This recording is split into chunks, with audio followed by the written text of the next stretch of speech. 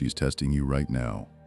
Not with words, not with questions, but with silence, with distance, with those small cruelties she disguises as confusion.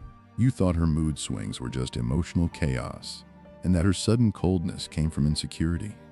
You believed her provocations were simply bad days. But here's what's actually happening. Every withdrawal, every hint about another man, every moment she made you feel uncertain about where you stood was a test. And most men fail without ever knowing they were being graded. Women don't test consciously, you see. It's not some scheme hatched over coffee with friends. It's instinct, ancient and ruthless, burned into the feminine psyche across 10,000 generations of survival. She tests because she has to, because the man who crumbles under pressure will crumble when it actually matters. The man who chases when she pulls away will suffocate her when she stays. And the man who explains himself when accused will betray himself when confronted. These tests aren't cruelty, they're survival instinct. Her way of measuring whether you're safe.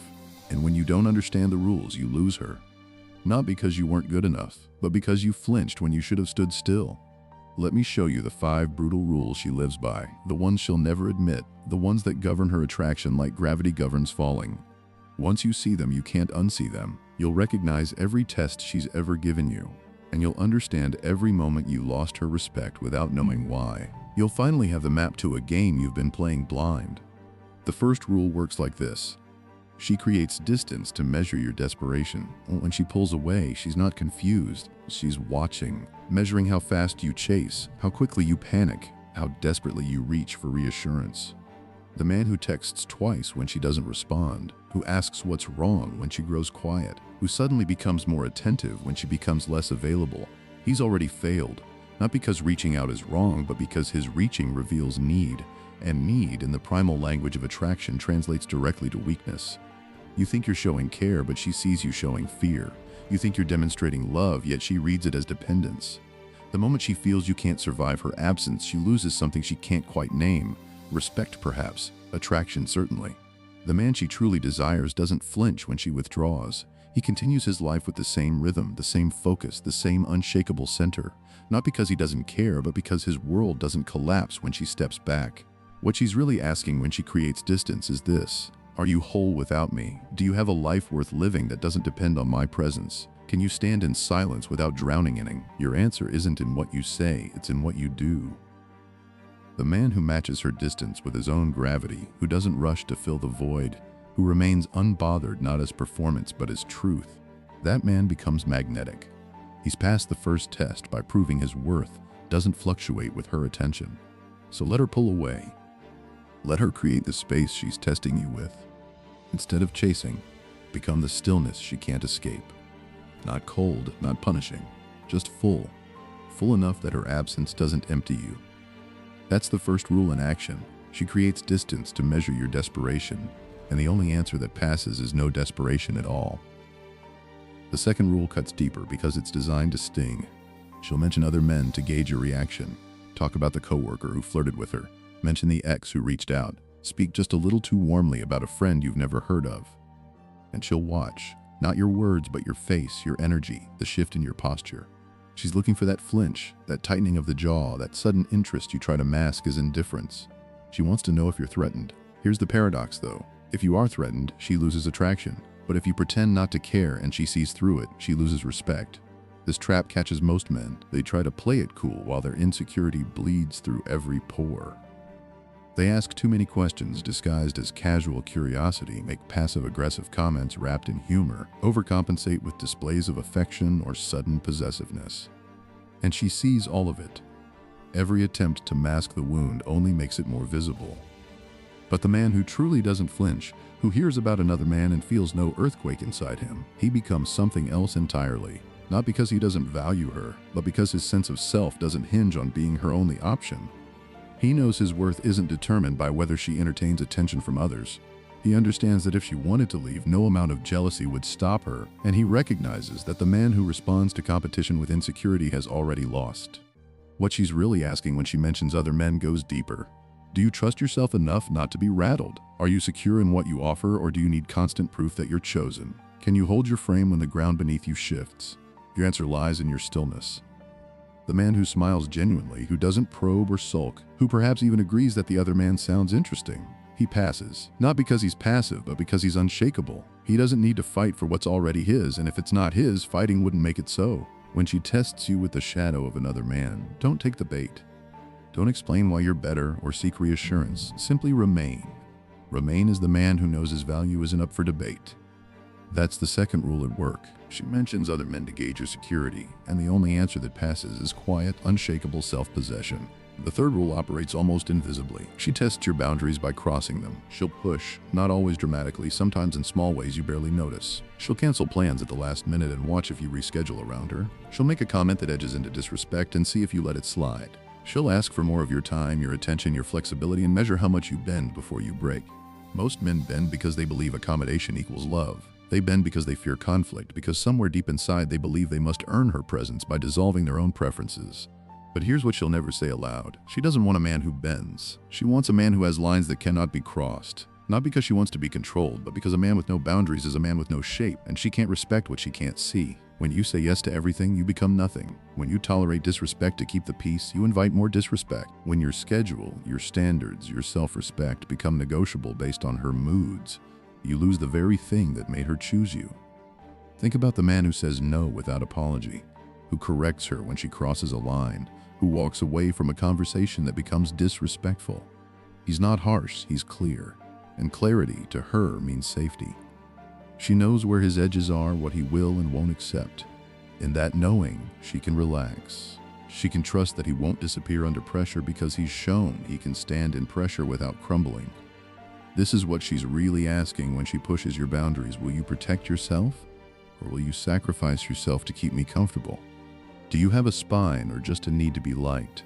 Are you the kind of man who holds his ground, or the kind who lets himself be eroded? Your answer shows in your action. The man who calls her out without anger, who enforces his standards without cruelty, who remains kind but immovable. He passes, not because he's rigid, but because he's defined. He is something, and she can only follow something that has shape. When she tests your boundaries, don't explain why you have them. Don't apologize for enforcing them. Simply hold. Hold with the calm certainty of a man who knows that his self-respect isn't negotiable. That's the third rule in practice. She tests your boundaries by crossing them, and the only answer that passes is a line that doesn't move. The fourth rule might be the cruelest of all. She withdraws affection to see if you'll beg. One day she's warm, present, laughing at your jokes, reaching for your hand. The next, she's distant, cold, somewhere else entirely. You didn't do anything wrong. Or maybe you did, but it doesn't matter. What matters is what you do next. Most men panic. They replay every conversation looking for the mistake. They become more attentive, more complimentary, more present, hoping to rebuild whatever bridge they imagine has collapsed. They ask what's wrong, probe for explanations, try to fix something they can't see. And in that trying, they fail. Not because communication is wrong, but because their energy has shifted from centered to desperate. They're no longer offering love, they're begging for reassurance. She feels the difference immediately. The man who doubles his affection when hers wanes has revealed something she can't ignore. His emotional stability depends on hers. His peace requires her warmth. His sense of self fluctuates with her moods. That dependence, no matter how well-meaning, erodes her attraction like acid on stone. But consider the man who feels her withdrawal and doesn't chase it, who notices the distance and matches it with his own untroubled presence. That man becomes something else. He becomes stable. The rock she can return to without fearing she's broken him. He becomes the man whose love isn't conditional on her constant reassurance. What she's really asking when she withdraws affection cuts to the core. Are you stable, or are you volatile? Can you hold your center when I'm not holding you? Do I have the power to unravel you, or are you rooted in something deeper? Your answer lies in your stillness. The man who feels the ache of her distance but doesn't let it move him off his axis. Who trusts that if something's truly wrong, she'll speak it. Who refuses to perform emotions he doesn't feel just to soothe a silence he didn't create. He passes. When she pulls back her warmth, don't reach for it or demand it. Simply stay. Stay in your own warmth, in your own center. Let her find her way back without you dragging her. Because a man who begs for affection has forgotten his own worth, and she'll never respect what you don't value. That's the fourth rule at work. She withdraws affection to see if you'll beg, and the only answer that passes is a man who doesn't need to. The fifth and final rule poses the most danger. She creates chaos to test your emotional stability. She'll start an argument about something trivial. You were 5 minutes late, didn't text back fast enough, laughed at something she said in a way she didn't like. The argument isn't really about that, it's a stress test. She'll misinterpret something you said and refuse to let it go. She'll bring emotion, intensity, irrationality into a moment that didn't call for it.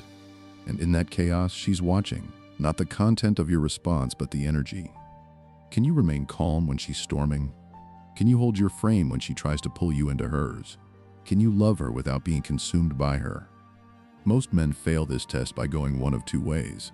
They either collapse into the chaos, becoming emotional, defensive, reactive, matching her energy with their own escalation. Or they become cold, dismissive, cruel, using logic as a weapon to make her feel crazy for her feelings. Both responses fail, the first because it proves you can't be her anchor, the second because it proves you can't hold space for her without disappearing into contempt. But the man who can remain steady in her storm, who doesn't escalate but doesn't abandon, who can say with calm certainty, "I understand you're upset and I'm here, but I'm not going to argue about this," that man becomes something sacred.